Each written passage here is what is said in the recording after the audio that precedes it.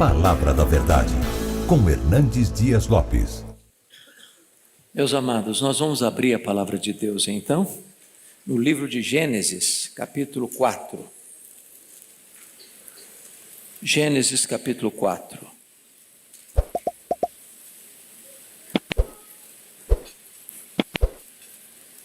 Vamos ler até o verso 16. 1 a 16.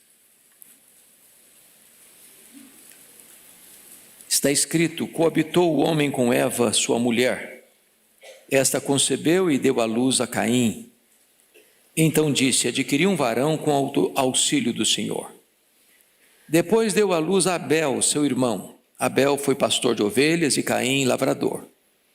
Aconteceu que no fim de uns tempos trouxe Caim do fruto da terra uma oferta ao Senhor. Abel, por sua vez, trouxe das primícias do seu rebanho e da gordura deste. Agradou-se o Senhor de Abel e de sua oferta, ao passo que de Caim e de sua oferta não se agradou. Irou-se, pois, sobremaneira Caim, e descaiu-lhe o semblante. Então lhe disse o Senhor: por que andas irado? E por que descaiu o teu semblante? Se procederes bem, não é certo que serás aceito? Todavia, se procederes mal, eis que o pecado jaz à porta.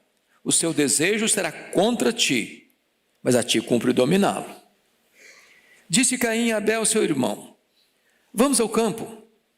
E estando eles no campo, sucedeu que se levantou Caim contra Abel, seu irmão, e o matou.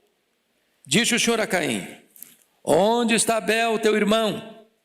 Ele respondeu: não sei. Acaso sou tutor de meu irmão? E disse Deus: que fizeste? A voz do sangue de teu irmão clama da terra a mim. És agora, pois, maldito por sobre a terra, cuja boca se abriu para receber de tuas mãos o sangue de teu irmão. Quando lavrares o solo, não te dará ele a sua força. Serás fugitivo e errante pela terra. Então disse Caim ao Senhor: é tamanho o meu castigo que já não posso suportá-lo. Eis que hoje me lanças da face da terra, e da tua presença hei de esconder-me. Serei fugitivo e errante pela terra. Quem comigo se encontrar me matará. O Senhor, porém, lhe disse: assim qualquer que matar a Caim será vingado 7 vezes. E pôs o Senhor um sinal em Caim, para que o não ferisse de morte quem quer que o encontrasse. Retirou-se Caim da presença do Senhor e habitou na terra de Nod, ao oriente do Éden. Eu quero conversar com vocês, meus irmãos, nesta noite sobre o tema cuidado. Cuidado com os seus sentimentos.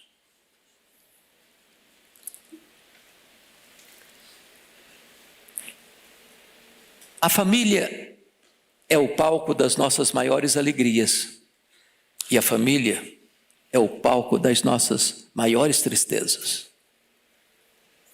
É o cenário das nossas festas mais robustas, e também o território dos nossos dramas mais pesados. O nosso problema não é o outro. O nosso problema não está fora de nós. O nosso problema somos nós mesmos. E o nosso maior inimigo é aquele que nós vemos diante do espelho. No capítulo 3, Eva caiu e foi vencida pelo diabo. No capítulo 4, Caim é vencido pela carne. No capítulo 3, Eva é seduzida a pecar. No capítulo 4, Caim não aceitou ser dissuadido pelo pecado, nem mesmo por Deus. Não confessou o seu pecado, nem aceitou a disciplina divina. Então eu quero, olhando para esse texto, tratar deste tema: cuidado com seus sentimentos. Em primeiro lugar, esses sentimentos transpiram dentro da própria família. Vejam vocês que a família de Adão e Eva é uma prova irrefutável da malignidade do pecado, daquilo que os teólogos chamam de depravação total. O que nós falamos hoje?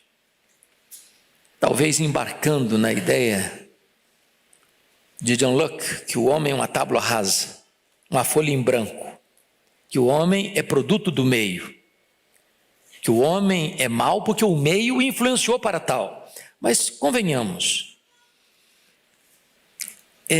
o problema de Caim, o lar de Abel, o lar de Adão e Eva, não tinha influência externa, não tinha violência, não tinha tráfico de drogas, não tinha injustiça social, não tinha descalabro dos costumes.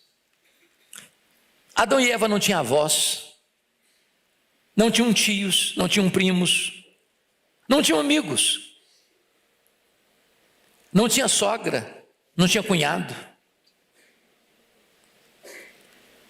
não tinha poluição, não tinha desemprego, não tinha violência urbana, não tinha promiscuidade da sociedade. O pecado não estava do lado de fora, o pecado estava dentro do coração de Caim. Às vezes nós queremos culpar. Nós estamos vivendo uma época que pecado não é chamado de pecado, e as pessoas querem lidar com o pecado com libertação. É uma espécie de teologia freudiana. O problema é o outro, o problema é halógeno. Quando na verdade nós somos o problema. Aqui dentro está o problema. As causas do desastre da família não vêm de fora, vêm de dentro. Segundo aspecto, a família de Adão e Eva prova que nem todos sabem lidar com os sentimentos.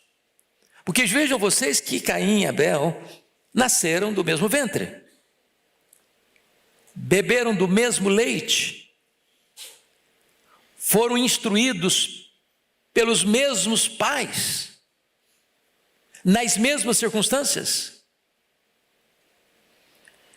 Caim e Abel sugaram as mesmas verdades, receberam a mesma carga genética, ouviram os mesmos ensinamentos,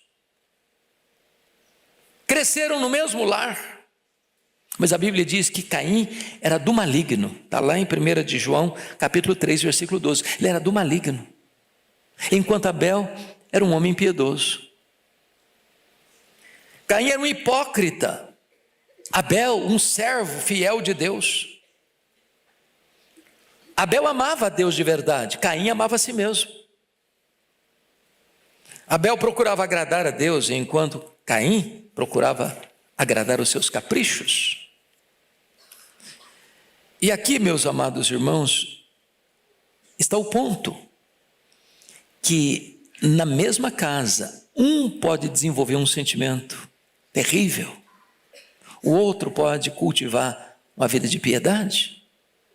Cuidado com o seu coração, cuidado com os seus sentimentos, porque eles podem aflorar no mesmo ambiente, um piedoso, o outro maligno. Terceiro, a família de Adão e Eva prova que as batalhas sentimentais mais intensas são travadas dentro de casa e, diríamos nós, até dentro da igreja. Notem comigo, a palavra Caim significa possessão. Quando ele nasceu, é como se Eva tivesse pensado, está aqui o cumprimento da promessa, que da minha semente vai nascer aquele que vai esmagar a cabeça da serpente.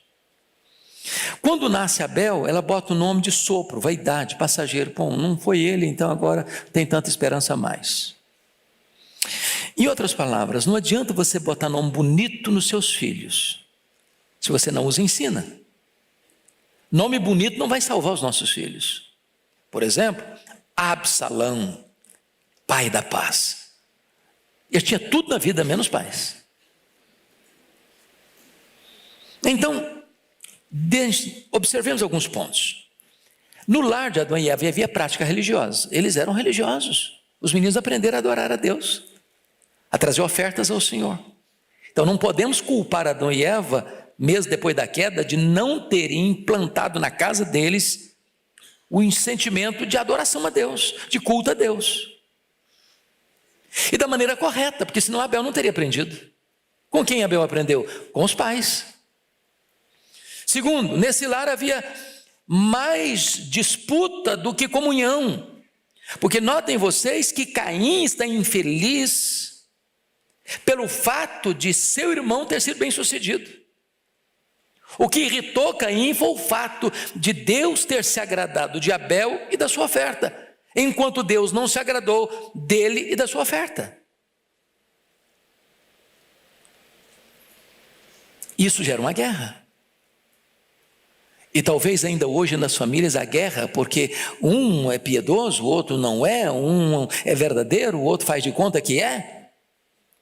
E de repente o sentimento de emulação, de disputa, de inveja, de guerra começa a se estabelecer dentro de casa. Mas nessa casa havia gente mal-humorada. Vejam vocês que Caim está com um semblante descaído. O coração dele está envenenado pela ira. E eu acho isso muito curioso, porque o verso 6 diz: porque andas irado. Não era uma ira que veio e vai embora, não era um rompante de ira, não, era uma ira permanente, constante. Está encharcado de ódio. Nesse lar havia inveja avassaladora. No lar de Adão e Eva, a inveja mostrou sua carranca,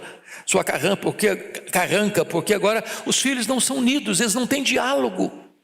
O Caim está invejando Abel, e a inveja, meus irmãos, é um problema gravíssimo, porque os filhos não são iguais. Quem tem mais de um filho aqui sabe disso. Os filhos não são iguais, como iguais não são os dedos da mesma mão. Tem filho que você olha para ele, não precisa falar mais nada, só olhou, tá bom. O outro você fala e grita e ele não escuta. Mas são irmãos de sangue.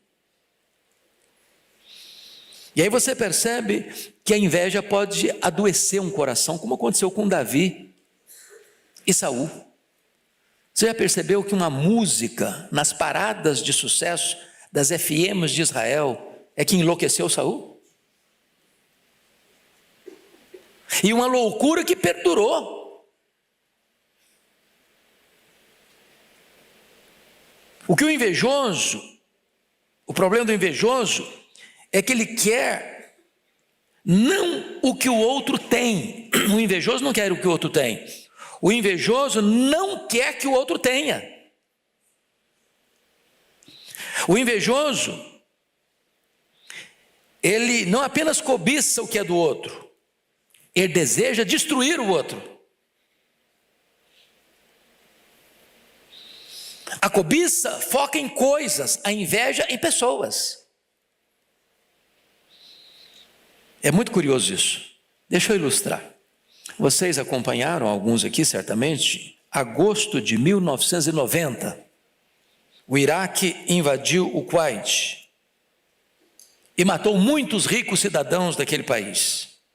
Sob pressão internacional e o ataque dos americanos, Saddam Hussein retirou-se do Kuwait em fevereiro de 1991. Mas antes de sair do Kuwait, Saddam Hussein ateou fogo nos poços de petróleo, dos quais ele não podia usufruir, e poluiu as praias que ele tinha que abandonar. Não basta sair, eu tenho que destruir, porque eu não me contento em ter o que você tem, eu não quero que você tenha nada. Esse é o espírito de Caim. Agora, se você pensa que Caim está a 6.000 anos de nós, o Caim não só está entre nós, o Caim está dentro de nós. Cuidado com seus sentimentos. Segundo ponto que eu quero destacar é que os sentimentos, eles transpiram até mesmo na adoração a Deus. Isso é dramático e triste, porque adorar a Deus foi a razão pela qual nós fomos criados, não é isso?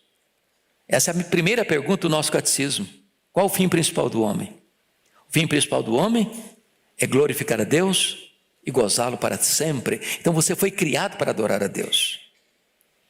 Agora, veja você, Antes de Deus aceitar o seu culto, Ele precisa aceitar a sua vida. O problema de Caim é que ele separou uma coisa que não pode ser separada. Ele pensou que culto é aquilo que ele oferecia para Deus. Mas em vez de trazer a vida para o altar, ele trouxe a oferta. E como a vida não estava certa, Deus rejeitou a oferta. Porque a Escritura diz com toda a total clareza, olha comigo por gentileza, versículo de número 4. Abel, por sua vez, trouxe das primícias do seu rebanho e da gordura deste, agradou-se o Senhor de Abel e da sua oferta. Não diz que Deus se agradou da oferta e de Abel, Deus se agradou de Abel e da oferta.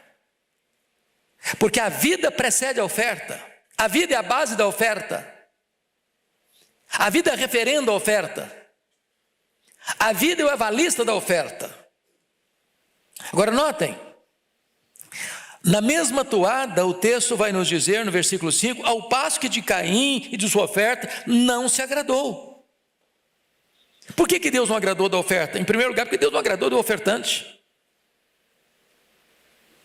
Em outras palavras, Deus está mais interessado em quem nós somos do que no que nós fazemos. Vida com Deus precede trabalho para Deus. A oferta que Deus agrada é a nossa própria vida.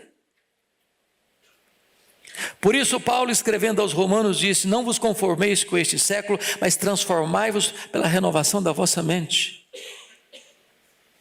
E ele mostra a necessidade de você oferecer o seu corpo como sacrifício vivo, santo e agradável a Deus. Agora, por que Deus não aceitou Caim?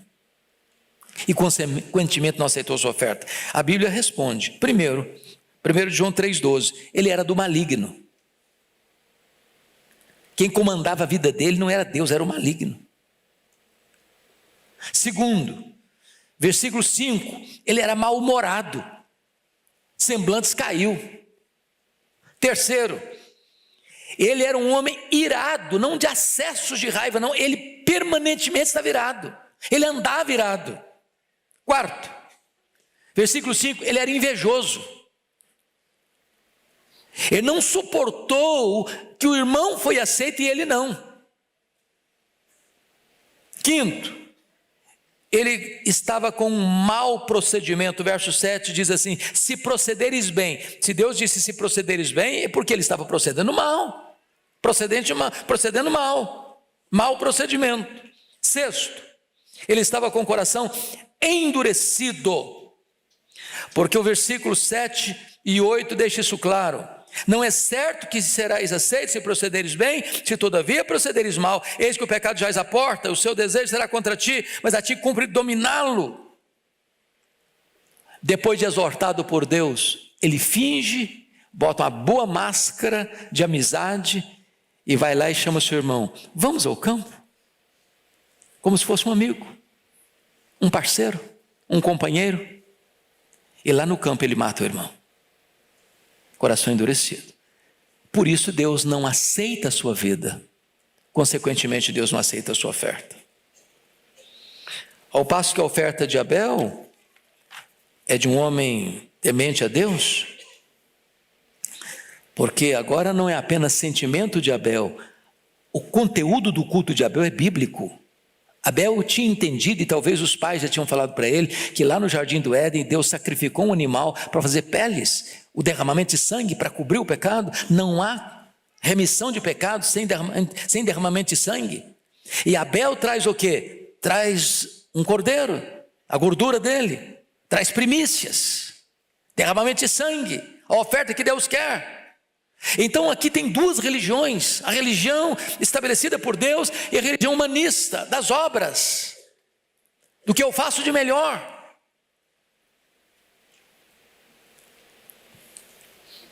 A oferta de Abel era apropriada, porque a oferta de Abel tipificava o sacrifício de Cristo, enquanto a de Caim tipificava os melhores esforços humanos, mérito humano.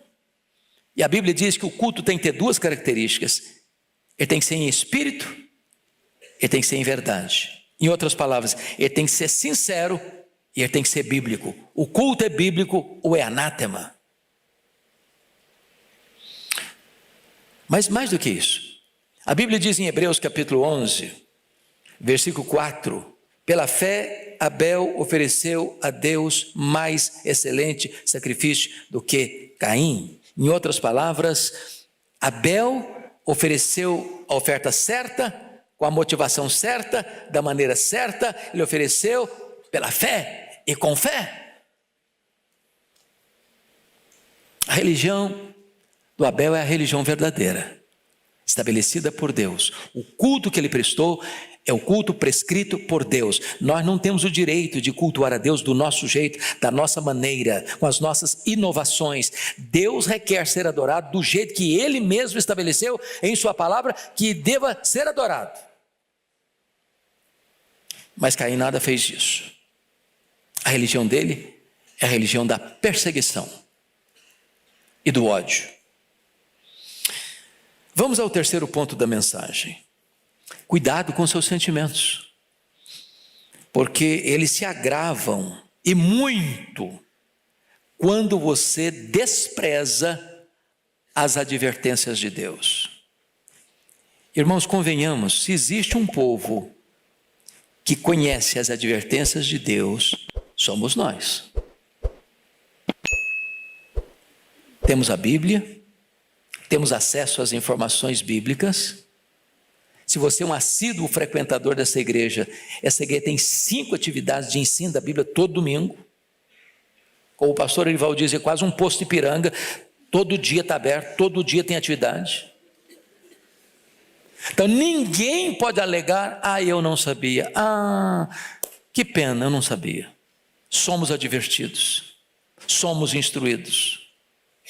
Mas vejamos, Caim é chamado ao arrependimento, mas ele endurece o coração. Leia comigo mais uma vez, versículos 6 e 7. Toda a igreja em voz alta, por favor, 6 e 7, vamos juntos. Então lhe disse o Senhor: por que andas irado? E por que descaiu o teu semblante? Se procederes bem, não é certo que serás aceito? Se todavia procederes mal, eis que o pecado jaz à porta. O seu desejo será contra ti, mas a ti cumpre dominá-lo. Então veja bem que Deus está apelando para ele no campo da razão. Ô Caim, você não está procedendo bem? Ô Caim, muda a sua vida. Muda, Caim. Se você proceder bem, se você me obedecer, se você fizer do jeito que eu quero, se a sua vida for corrigida, se a sua oferta for corrigida, você vai ser aceito também, Caim. Eu quero aceitar você, mas tem que ser do meu jeito, Caim. Ele foi exortado, Deus avisou, Deus advertiu, e Deus adverte a você e a mim também. Deus coloca outdoors, Deus coloca placas, Deus coloca placas de neon, para a gente olhar, observar, olha, não é desse jeito, não é dessa maneira, não é por esse caminho, não é dessa forma. Meu filho, corrija a sua vida, corrija a sua rota, corrija a sua conduta, cuidado. Faça o que é certo, fuja, meu filho, fuja do pecado. O pecado é uma serpente que está de bote armado para te pegar. Convenhamos, nós somos fracos, muito fracos. Mas o Senhor disse para ele: olha, meu filho, você fique esperto, porque o pecado jaz à porta, está aí de bote armado. E você sabe qual o pecado que anda de bote armado para te pegar? Você sabe. A zona de perigo, a área de perigo que você vive, e que basta um passo só adiante e você é picado por essa víbora, a antiga serpente. Cuidado.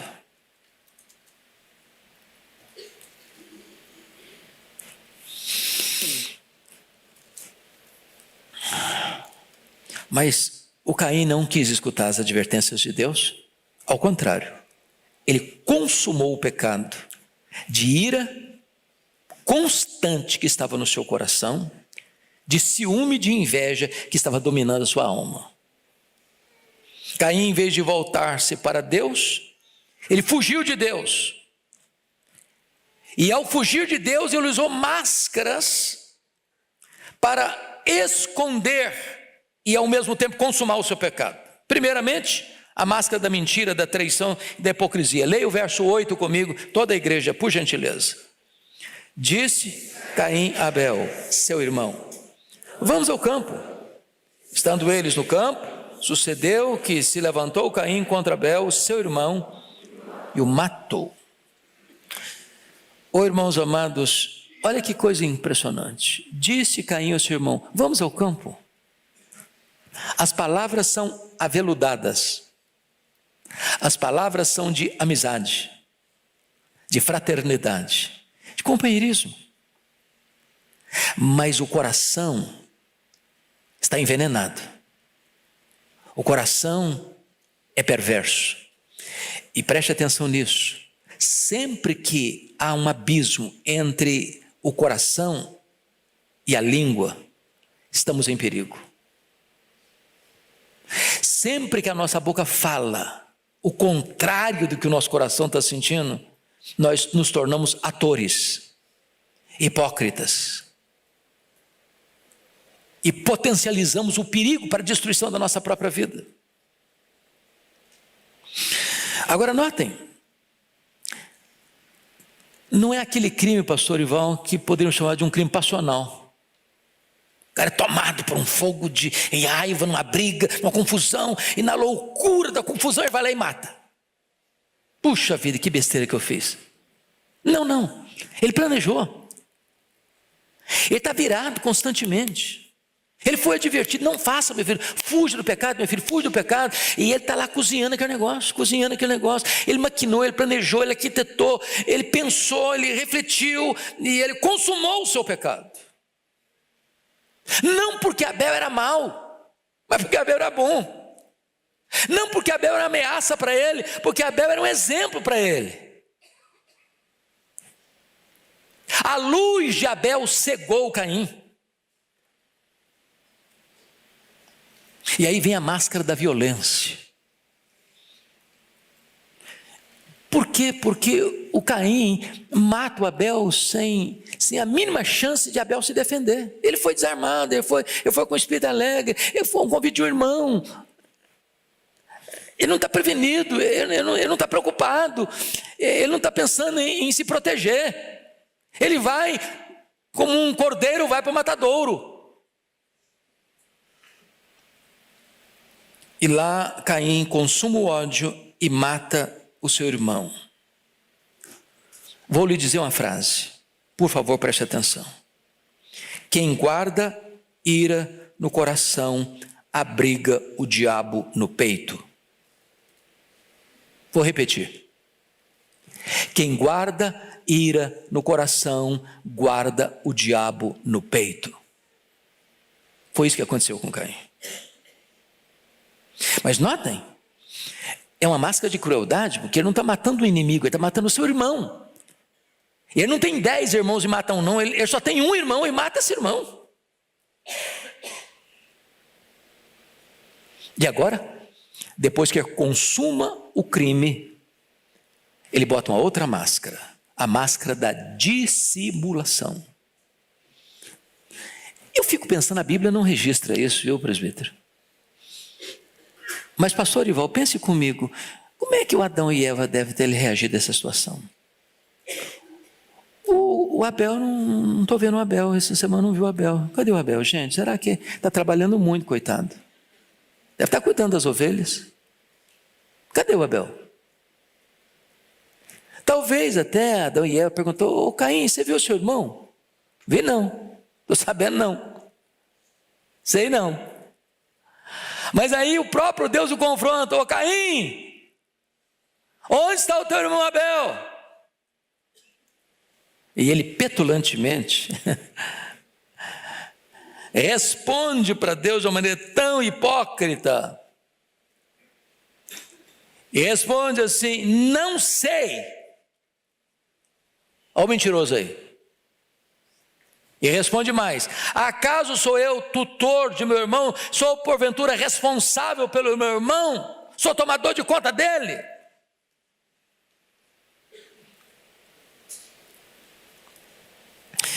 Notem vocês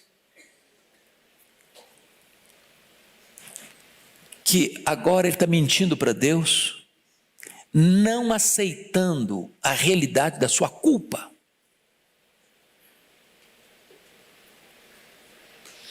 Agora, eu pergunto a vocês, tem como a gente dar desculpa para Deus? Sei não, sabe sim senhor. Só porventura tutor do irmão, você não é só tutor não, você é assassino do seu irmão. E tem mais, o sangue do seu irmão está clamando.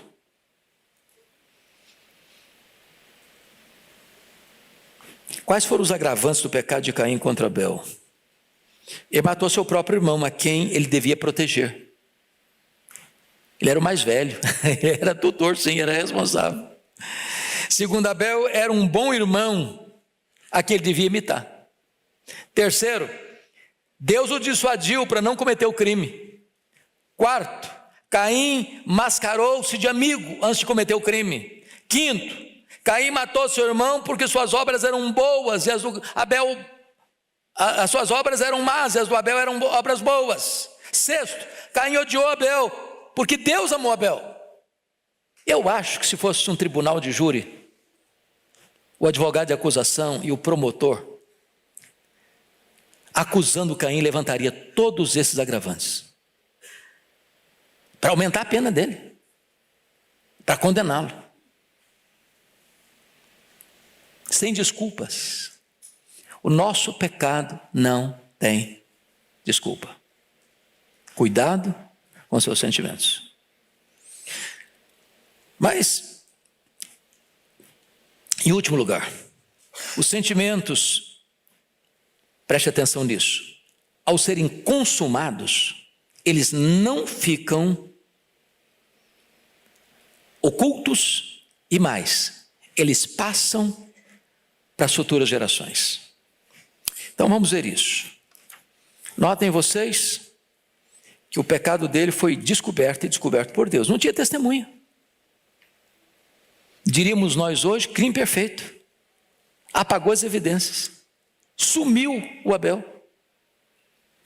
Já que o mundo já estava sob o efeito do pecado, depois uma besta fera o comeu. Desapareceu do mapa. Ninguém viu.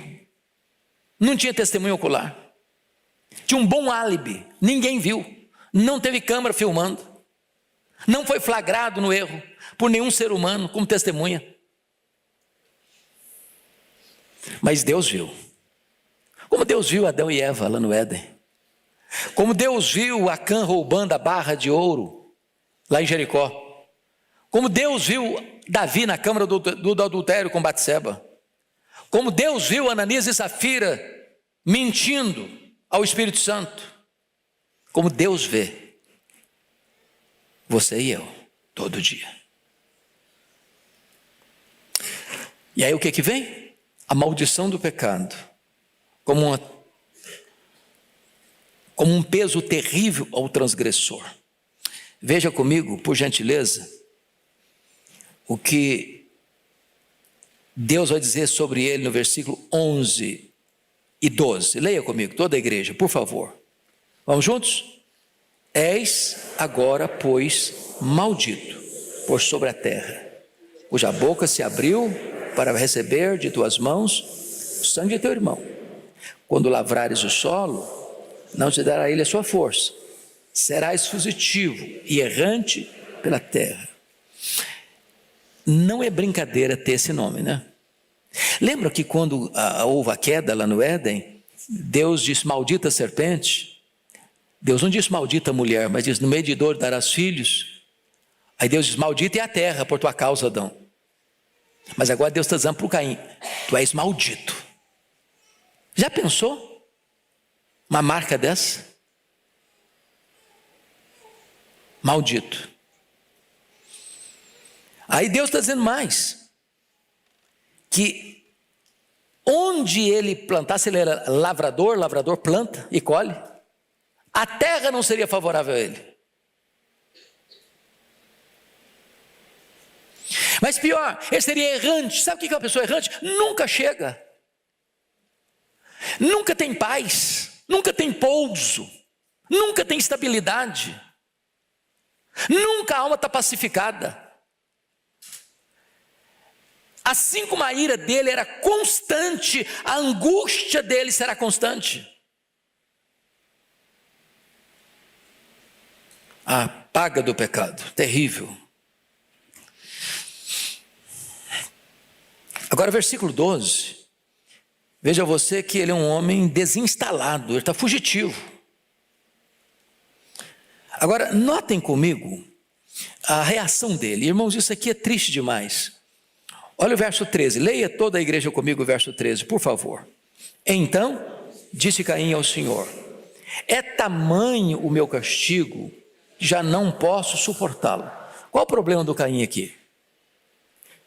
O problema do Caim aqui é que ele não se arrepende.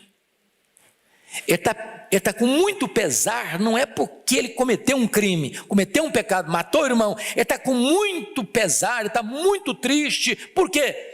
Porque ele acha que a penalidade sobre ele foi grande demais. Ele está triste das consequências e não do pecado. Aqui tem um ponto vital. O verdadeiro arrependimento vê o pecado como problema. É a história do ladrão que chora porque foi pego com a boca na botija. Se a polícia não pegasse, ele não estava triste, não estava chorando. Ele não está triste porque roubou, ele está triste que foi pego no roubo.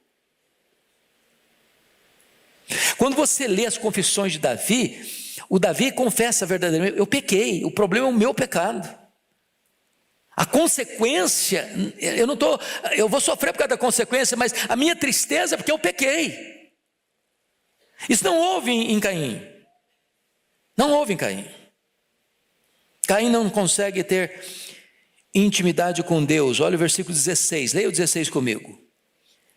Vamos juntos? Retirou-se Caim da presença do Senhor e habitou na terra de Nob, a oriente de Nob. Esse retirou-se Caim da presença do Senhor não foi uma retirada geográfica. Não é que Deus está aqui, ele foi para lá, não. Que Deus está aqui, está lá também. Retirou-se da presença do Senhor significa o seguinte: Caim viveu a vida longe de Deus.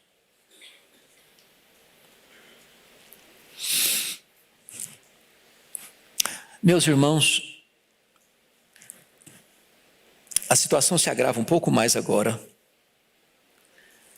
porque você vai perceber o verso 23, agora nós vamos ler o verso 23, porque nós estamos falando da quarta geração, da descendência de Caim. Vamos ver como é que tem a influência na família. O pecado não tratado, o pecado não arrependido, o pecado não confessado, o pecado não abandonado pode reverberar para dentro da nossa casa, para dentro da nossa família e trazer muitos estragos em outras gerações. Então, leia comigo o verso 23, por gentileza, toda a igreja. E disse Lameque às suas esposas, Ada e Zilá: ouvi-me, vós mulheres de Lameque, escutai o que passa a dizer-vos. Matei um homem porque ele me feriu, e um rapaz porque me pisou. Só até aqui. Agora preste atenção. Descendente de Caim começa com a bigamia, e daí vai desembocar em poligamia, e vocês conhecem a história dos desastres que é o abandono do princípio de Deus da monogamia para bigamia e poligamia. Segundo, Lameque vai se tornar um homem tão violento quanto Caim. Matei um homem porque ele me feriu. Comigo, se me ferir, vou pagar na mesma moeda. Um rapaz porque me pisou, ou seja, o camarada não mata um só não, mata outro. O assassinato vai se tornar uma coisa comum dentro da família de Caim.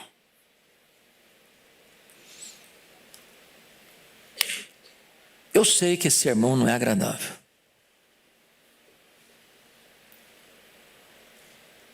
E eu nem quero receber um tapinha nas costas no final do culto. Tem hora que o remédio é amargo mesmo, não tem jeito. Porque se você pensa que o problema é o Caim, o problema é o Caim que você vê quando você se olha no espelho. Caim escutou as verdades que Abel escutou. Caim foi prestar culto a Deus. Caim ouviu a palavra de Deus. Caim escutou as advertências de Deus. Mas Caim não se arrependeu. Agora, você e eu, hoje, temos a oportunidade de ouvir e de nos arrependermos. Deus está interessado em que a gente ouça e se arrependa. Se procederes bem, não é certo que eu vou aceitar você, Caim. Se você proceder bem, não é certo que você tenha o seu culto, Caim. Eu quero, Caim, mas você precisa me ouvir. Você precisa se arrepender. Você precisa tomar um novo rumo na sua vida. Só a partir de 7 é que se começou a invocar o nome do Senhor. Versículo 26. A 7 nasceu-lhe também um filho, ao qual lhe pôs o nome de Enos. Daí se começou a invocar o nome do Senhor. Então, pergunta para você e para o meu coração: como será a nossa descendência? Como serão os nossos filhos, os nossos netos, os nossos bisnetos, os nossos tetranetos? Como serão? Se depender de quem somos hoje, como eles serão? Meu desejo é que a gente possa ser dessa descendência, descendente de 7. Gente que vai andar com Deus. Gente que vai ser uma bênção na história. Gente que vai escrevendo a história da redenção. Gente que por onde passa vai aspergindo o perfume de Cristo. Por onde passa vai espargindo a luz de Cristo. Por onde passa vai aspergindo e espalhando a bênção do Evangelho de Cristo. A transformação da glória de Deus na nossa vida e na nossa descendência. Mas o alerta está feito. Cuidado com seus sentimentos. Curva sua fronte. Vamos orar.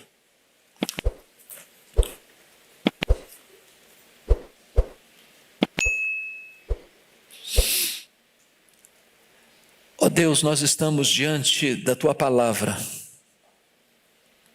que nos ensina, que nos exorta, que nos admoesta, que nos adverte. E Tu bem conheces, Deus, o nosso coração. Sujeita a falhas, a erros, a enganos, a hipocrisias. E o que nós pedimos nesta noite, Deus, é que Tu trates conosco, com graça, com misericórdia. Que nos quedemos humildes diante da autoridade da Tua palavra.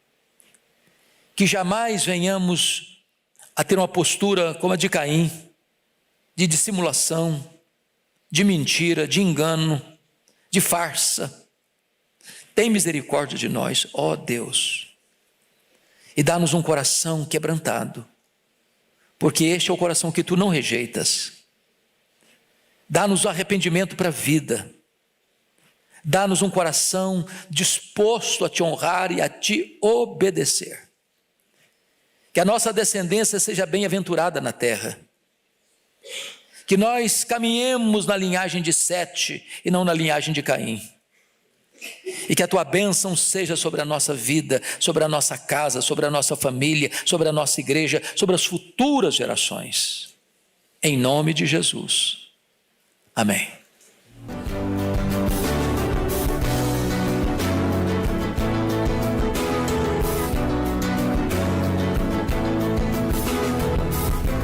Palavra da Verdade, com Hernandes Dias Lopes.